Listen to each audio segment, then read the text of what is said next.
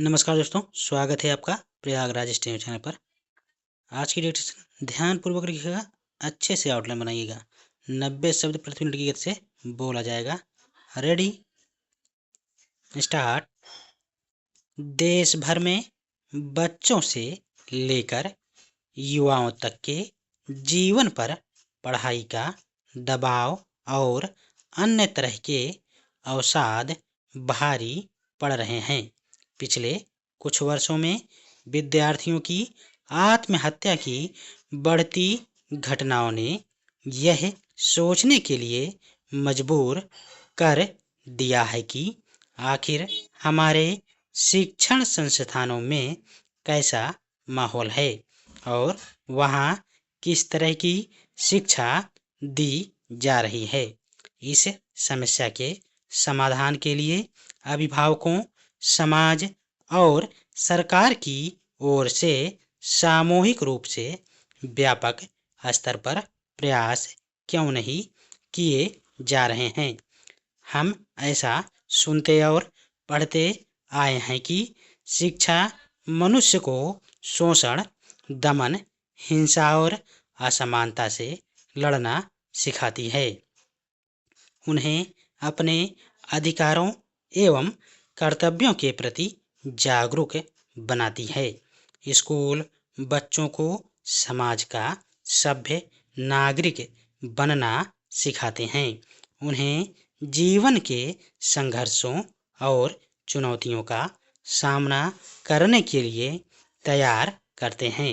ऐसे में सवाल है कि आज बच्चों को किस तरह से शिक्षित किया जा रहा है कि उनके भीतर जीवन शुरू होने से पहले ही उसे समाप्त करने की प्रवृत्ति पैदा हो रही है। कुछ समय पहले दो बड़ी घटनाएं हुई जिन्होंने पूरे समाज को झकझोर दिया।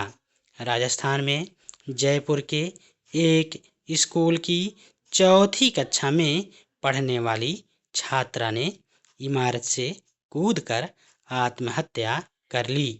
इस घटना में पीड़ित छात्रों को सहपाठियों द्वारा तंग करने और शिक्षकों की ओर से उसकी शिकायतों को अनदेखा करने के आरोप लगे। दूसरी घटना में दिल्ली के एक स्कूल के 10वीं कक्षा के छात्र ने मेट्रो ट्रेन के आगे कूदकर खुदकुशी कर ली।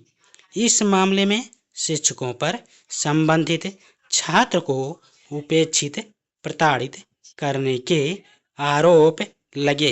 यह बात किसी से छिपी नहीं है कि कभी शिक्षा के मंदिर कहलाने वाले विद्यालय अब शिक्षा के बाजार बन गए हैं, जहां शिक्षा को ऐसे बेचा जाता है कि उससे अधिक से अधिक लाभ कमाया जा सके।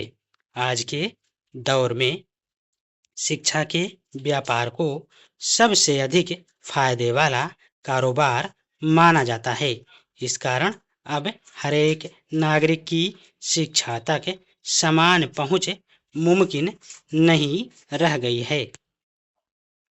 देखा जाए तो बाजार ने शिक्षा का अर्थ और उद्देश्य दोनों बदल डाले हैं। पहले विद्यार्थी तय करता था कि उसे किस तरह के विषय पढ़ने चाहिए, उसकी रुचि किस में है, मगर अब बाजार तय करता है कि उसे कौन सा विषय पढ़ना चाहिए। विद्यार्थियों की रुचि, योग्यता और कुशलता का निर्धारण भी बाजार ही करता है। यहाँ तक कि विद्यार्थी अपनी जिंदगी या करियर में सफल है या असफल, यह भी बाजार ही तय करता है। इन घटनाओं ने यह सिद्ध कर दिया है कि मनुष्य अब संवेदनहीन, भावहीन और गैर तार्किक मशीन में तब्दील हो चुका है, जिसका रिमोट कुछ ताकतवर लोगों के हाथों में है।